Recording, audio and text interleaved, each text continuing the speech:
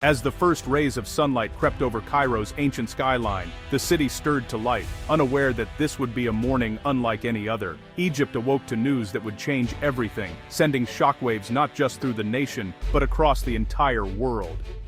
Egypt to split the Sahara! Massive artificial river approved! Blared across television screens and leapt from the front pages of newspapers. The bold headline was impossible to miss, its promise both thrilling and bewildering. Within minutes, social media erupted. Tweets, posts, and videos flooded the internet as millions tried to process the announcement. Many could not believe their eyes. Was this truly possible? Could a river, engineered by human hands, really be built through the world's harshest desert? The idea seemed to defy logic, sparking heated debates and wild speculation. On the streets of Cairo, the air buzzed with excitement and uncertainty.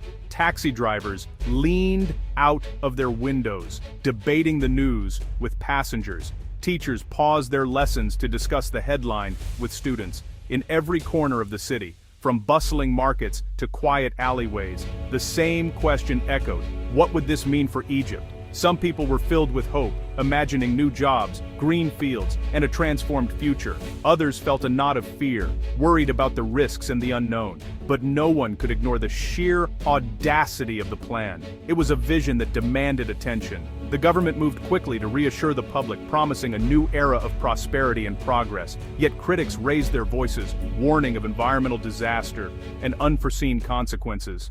The debate grew louder, dividing families and friends.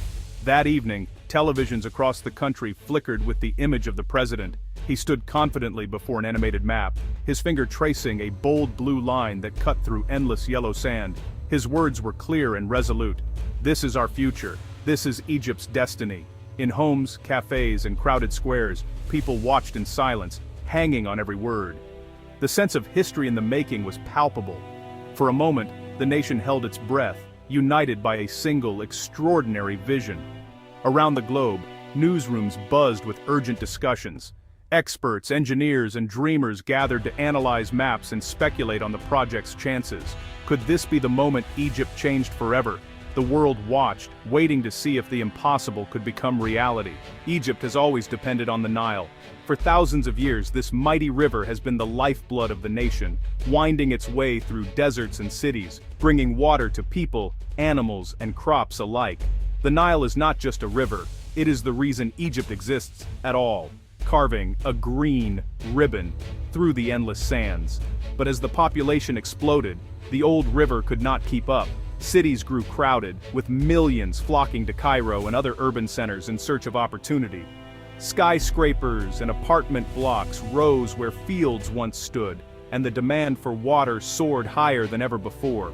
Farmers needed more water for their crops. The fertile land along the Nile became a battleground for resources, as every drop was fought over to keep wheat, rice, and vegetables growing. Irrigation systems strained under the pressure, and some fields began to dry up. Families ran taps dry in the summer heat. In many neighborhoods, water became scarce, forcing people to wait in long lines at public taps or ration what little they had.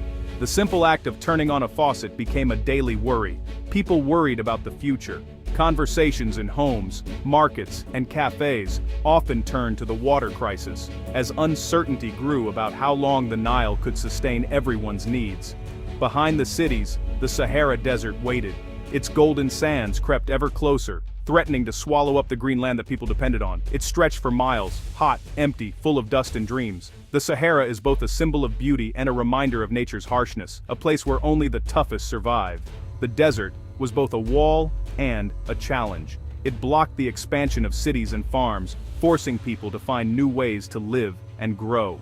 For centuries, it stopped crops, homes, and hope from spreading. Villages at the edge of the desert were abandoned as the sands advanced, leaving behind empty houses and lost dreams. The sand seemed endless, eating up land that could have been green. Politicians tried digging wells deep into the earth, hoping to tap hidden water.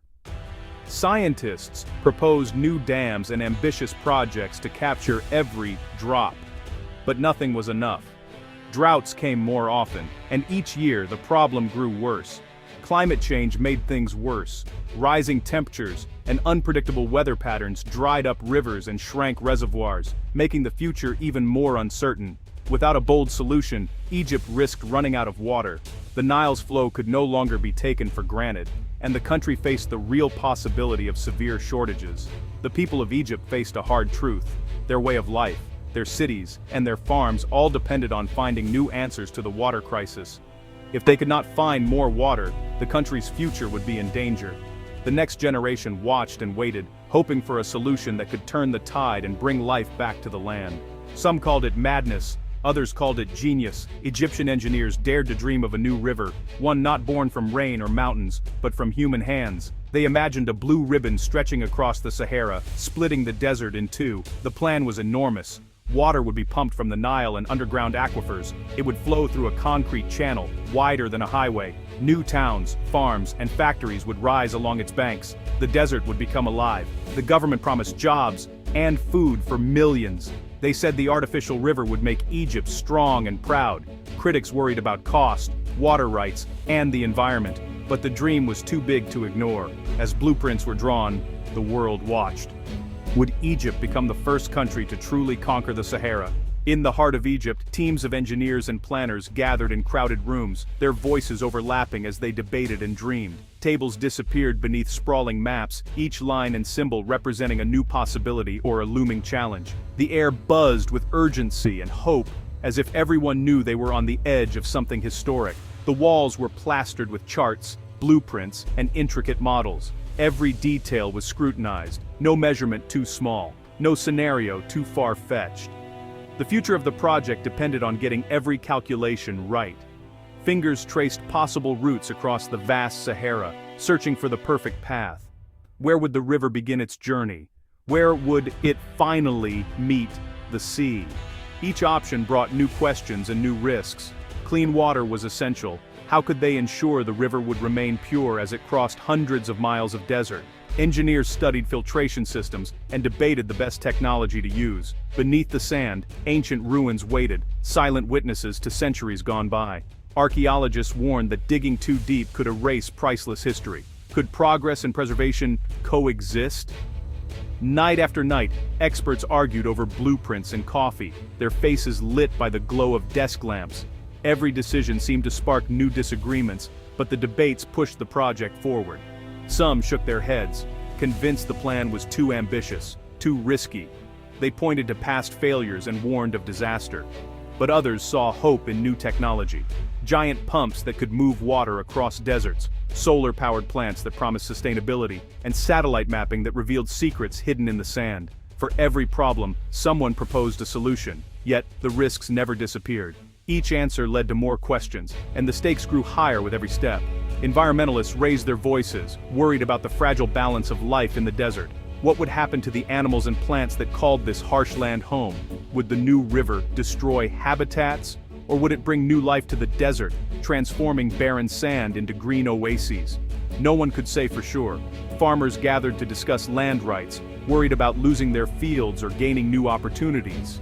The promise of water brought hope, but also uncertainty. In villages and towns, families wondered how their lives and traditions would change. Would the project bring prosperity, or would it disrupt the rhythms of daily life? There were no easy answers, only difficult choices. Despite the doubts and debates, the plan pressed forward. Machines rumbled to life and workers broke ground, turning dreams into reality.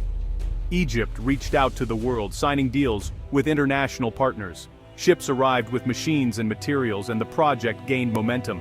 The government called for courage and unity, urging everyone to believe in the vision. This was more than a project. It was a test of national resolve.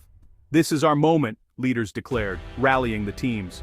Determination shone in every face, from the youngest worker to the oldest engineer. As the sun rose over the desert, everyone braced for the challenges ahead. The impossible was now in motion, and there was no turning back. The first machines rolled into the desert before dawn. Bulldozers, cranes, and trucks filled the horizon. Thousands of workers, men and women, climbed out, ready to build history. They wore hard hats, scarves, and, well, hope. The heat was brutal. Temperatures soared above 45 degrees Celsius. Workers drank water in the shade of their machines. Some fainted and were carried to cool tents. Dust storms swept across the site, stopping work for hours. But the digging never truly stopped. Progress was slow, But each day the trench grew deeper and longer. Engineers checked measurements with GPS and drones. Concrete mixers poured thousands of tons of cement. The sound of engines thundered day and night. It was the largest construction site Egypt had ever seen. Then, after months of sweat and struggle, the channel was ready. The world waited for the water. The big moment came quietly. A gate opened at the source. Water rushed into the empty channel, sparkling in the morning light. Crowds gathered along the banks, cheering and waving flags. Some wept with joy. Old men remembered the dry years. Children danced in the spray. Television crews broadcast the scene live. The blue water snaked forward, mile after mile, cutting through the sand. Birds circled overhead. The smell of cool water drifted across the heat. It was not just a river. It was a promise.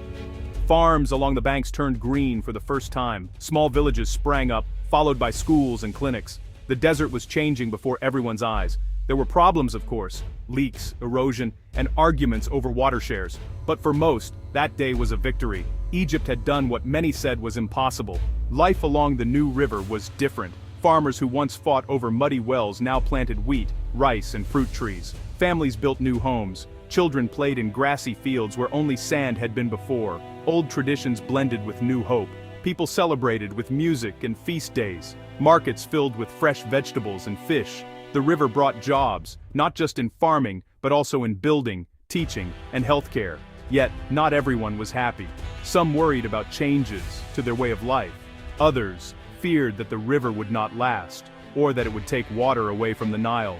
Environmentalists watched for damage to fragile desert plants and animals. Still, the green line across the map grew longer each year.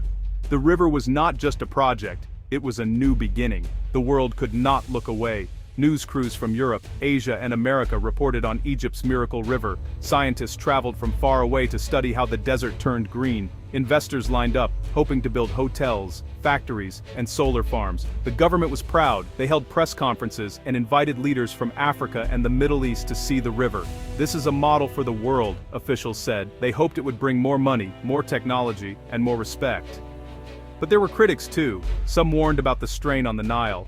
Others questioned the cost. International agencies asked about long-term effects on water supply and climate. Egypt listened, but pressed forward. The river was proof that a nation could dream and fight to change its future. Years passed. The artificial river became part of daily life. Children who grew up beside it barely remembered the old desert. Towns became cities. The green belt stretched wider, feeding millions. The changes were huge. Egypt had more food, more jobs, and more hope. The river united people across old divides. New technology and schools gave young Egyptians a sense of purpose. The desert, once a wall, was now a doorway. Of course, challenges remained. Water had to be managed carefully. The climate was still harsh, but Egypt had proved it could shape its own destiny. The world watched, learned, and dreamed. The artificial river was more than a project. It was a symbol of courage, vision, and the power to create a future from sand and hope.